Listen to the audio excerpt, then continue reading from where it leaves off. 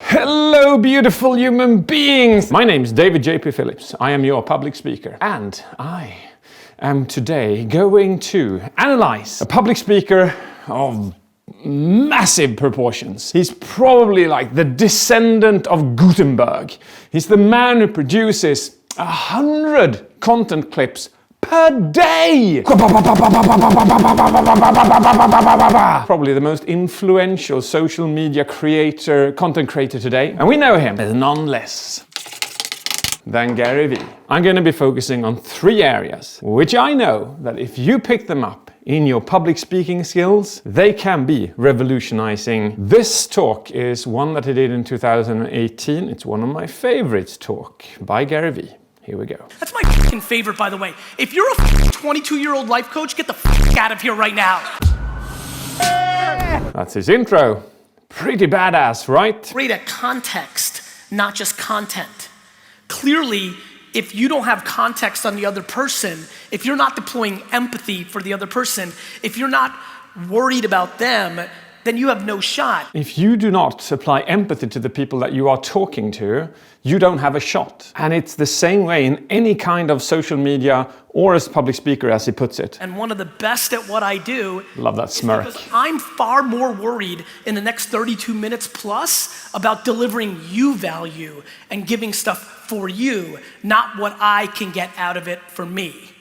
Boom! Mic drop on that. Oh my God, this is the definition of a good content creator. Doesn't matter what platform it is, it doesn't matter if it's a book you've written, it doesn't matter if it's a speech that you're delivering, a talk that you're delivering, a YouTube video that you're creating, having the focus and the mindset, not because it creates value for me, but because I know it can make a difference for you. The only thing I want is for you to win. Win in life, win on the stage. If you start to have that perspective in whatever you're creating when you're on stage, it'll change the way that people view you. Like, how many people here have had somebody comment shitty about them on a post in social? Raise your hand. It's good spice, raise your hand. I just want to really put this seed. Beautiful little pause of thought, a strategic pause, going like, he's really thinking about how am I going to put this, because it's a sensitive matter. In your mind, as somebody who gets thousands of shitty comments about him on a daily basis. Hand to his heart. If somebody actually has the time to consume your content and then leave something shitty about you with their time, when somebody leaves a shitty comment, I literally look at it and I feel bad for them, because I never in a million years, because of all the happiness that I have inside of me, would waste 2 seconds saying something bad about somebody for no reason. I think I counted about 12 or 14 gestures. It's talking about you, himself, time, content, quotation marks. He did this gesture at the end. That's beautiful public speaking skills. And at the same time, the message that he sends out, if you can take that with you, I really try to adapt that, and I like the mindset of that. This entire talk is so filled with applicable examples. Also key to public speaking. How many people here are under 30? Raise your hands. Stand up if you're under 30. Don't be a dick, stand up. Don't be a dick, stand up. What we can learn from this is, if you do not show that you own the stage, that you own the audience. If you show weakness, they'll eat you up. And in this case, he puts it a bit harshly perhaps, but where he says, all right, raise your hand, now stand up. Don't be a dick, stand up. Maybe you don't want to go that harshly. What I usually do is, all right, see a raise of hands, and if I don't see an enthusiastic raise of hands, I go, come on, for the respect of everyone in here, let me see what your opinion is. You cannot let go on that one. You have to push them to raise their hand or push them to stand up in one way or another. You have to, in a rhetorical and empathetic way, show that you dominate the stage, because that will make them trust you more. Keep standing. You're young, you're not tired yet. Put in a joke as well. There is a very high percentage that you're going to live 3 more lives that you've already. Look where he's standing at the moment. He keeps walking backwards and forwards when he thinks. Maybe just a bit too much wandering on the stage. I like this. It's called anchoring. So he's got one point on the stage where he stands every time he wants to make a point. And that is on the absolute edge of the stage, showing that he wants your absolute attention, your absolute interaction. He doesn't stand at the back, he really shows that he dominates, he's in the front, he's telling you the way it is. So you can see this consistently through the talk.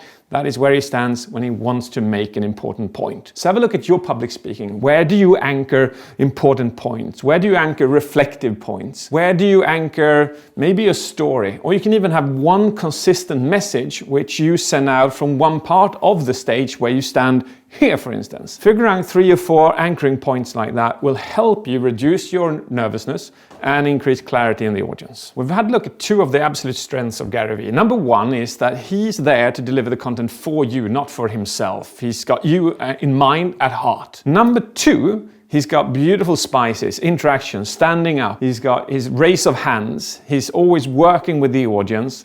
He's got this beautiful example in this video as well, where he goes into the comments of the people in the conference and looks at everyone who's commented in a particular way, in a negative way, and then says that he's analyzed them all, gone into their Facebook feeds and their Instagram feeds, find out what their background is. Oh my God, interacting with your audience like that, where you actually analyze their social media, it's mind-blowing, but it really shows that you're a professional public speaker, that you care about the audience, and you give an example about the audience. And the third and the last strength of Gary Vee is language. His language is beautiful. The way he uses his language, his rhetorics, lack of filler sounds, his absolute assertiveness in his language, where he even puts it, why am I the best public speaker? And in that little smirk that you saw earlier on, my God, that assertiveness is just beautiful. The first trick he uses is something called alliterations. Alliterations means that you start 2 words with the same letter or sound. Like Coca-Cola is an alliteration, Pepsi-Cola is not. SodaStream is an alliteration. Vinnevidevici is an alliteration. So anything that starts with the same letters or sounds is an alliteration. And it makes it easier for us to listen to a person who uses alliterations. The concept's not complicated. The concept's not complicated. The concept's not complicated. When he says concepts and complicated, so close to each other, that becomes an alliteration. And it's like a melody in our brain when you start using alliteration. So have a look at your manuscript, see where you can change words so that 2 or 3 words begin with the same letter or sound. That will make whatever you're saying more fluent, flying out of your mouth. My companies are successful and the companies I advise are successful. See if you can pick it up. Follow are successful is because they're great at context, not just content. An alliteration, and they're hidden. There's 20 of them, 20 plus in this talk. Another rhetorical device called an epiphora. It means that you end your sentences with the same word or words. The reason I am successful at what I do and my companies are successful and the companies I advise are successful and the people that follow are successful. 3 sentences, ending them with successful, is creating that epiphora.